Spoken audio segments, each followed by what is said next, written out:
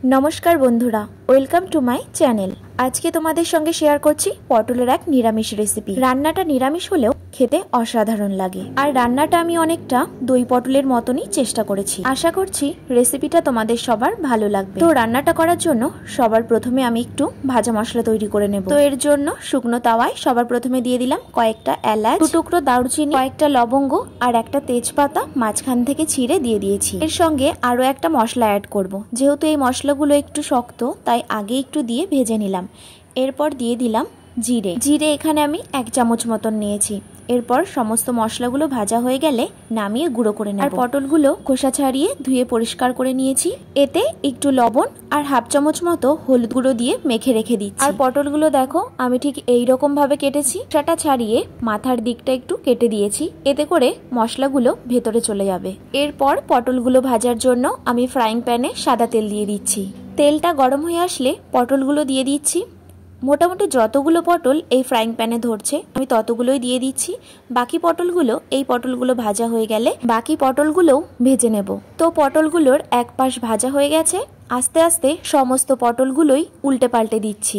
আর এখানে পটলগুলো লো ফ্লেমে একটু সময় ধরে ভাজা চলবে না, একটু হাই ফ্লেমেই পটলগুলো ভেজে নেব। বেশি সময় ধরে ভাজলে পটলগুলো একেবারেই নেতিয়ে যাবে, যেহেতু পটলের খোসাগুলো ছাড়ানো রয়েছে। তো এবার পটলগুলো ভাজা হয়ে গেছে, নামিয়ে নিচ্ছি। পটলগুলো সব নামিয়ে নিয়ে আমি অন্য একটা পাত্রে দিয়ে দিচ্ছি সরষের তেল। এখানে চাইলে তোমরা সাদা তেলটাও ব্যবহার করতে পারো। আমার হাতের কাছে সাদা তেল ছিল না তাই দিই। তেলটা গরম হয়ে আসলে দিয়ে দিলাম কুচনো টমেটো। টমেটোগুলো একটু নেড়ে চেড়ে নিয়ে দিয়ে দিলাম স্বাদ মতো লবণ। লবণটা আমি একেবারেই দিয়ে দিয়েছি, পরবর্তীতে আর লবণ দেব না। লবণটা দিয়ে টমেটোগুলো একটু ভেজে নেব। টমেটোগুলো একটু নরম হয়ে আসলে এবার মশলা অ্যাড করে দেব। দিয়ে দিচ্ছি হলুদ গুঁড়ো। এখানে হলুদ গুঁড়ো 1 চামচ মতন নিয়েছি, সেটাই হাফ করে দুবারে দেখালাম। আর দিচ্ছি 1 চামচ লঙ্কার গুঁড়ো, 1/2 চামচ ধনে গুঁড়ো, আর যে ভাজা মশলাটা করে রেখেছিলাম তারই 1 চামচ, আর 1/2 চামচ আদা বাটা। একটুখানি জল দিয়ে মশলাটা খুব ভালো করে কষিয়ে নেব। মশলাগুলো একটু নেড়ে চেড়ে নিয়ে দিয়ে দেব 1/2 চামচ মতন কাসুরি মেথি। এরপর মশলাগুলো খুব ভালো করে কষিয়ে নেব। মশলাটা থেকে তেল ছেড়ে দিলে দিয়ে দেব 1 চামচ মতন কাজু বাদাম বাটা। কাজু বাদাম বাটা দিয়ে মশলাটার খুব বেশি সময় ধরে কষাবো না, খুবই অল্প সময় ধরে কষিয়ে নিয়েই দিয়ে দেব দই। দইটা একটু ফেটে নিয়েছিলাম।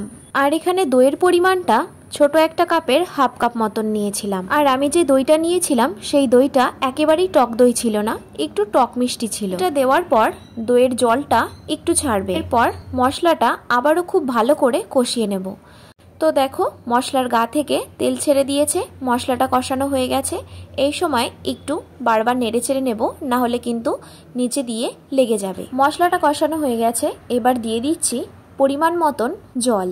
জলটা দিয়ে একটু নেড়ে চেড়ে নিচ্ছি আর জলটা ফুটতে থাকা পর্যন্ত রান্না করে নিচ্ছি। তো দেখো এবার ঝোলটা ফুটতে শুরু করেছে। এবার আমি ভেজে রাখা পটলগুলো দিয়ে দিচ্ছি। সমস্ত পটলগুলো দিয়ে একটু নেড়ে চেড়ে নিচ্ছি আর পটলগুলো সেদ্ধ হওয়া পর্যন্ত রান্না করে নেব। তো এবার রান্নাটা হয়ে গেছে আর পটলগুলো সেদ্ধ হয়ে গেছে। এবার আমি দিয়ে দিচ্ছি ভাজা মশলার গুঁড়ো। যতটা পরিমাণ বেঁচে ছিল পুরোটাই দিয়ে দিচ্ছি। এখানে মশলাটা প্রায় 1 চামচ মতনই হয়েছিল। আর দিয়ে দিলাম একটু কুচনো ধনে পাতা। এরপর আর 2-1 মিনিট রান্না করে নামিয়ে নেব। রান্নাটা কেমন হয়েছে তোমরা অবশ্যই জানিও। আর এইরকম রেসিপি দেখার জন্য আমার চ্যানেলটা সাবস্ক্রাইব করে রেখো। সবাই ভালো থেকো, টাটা।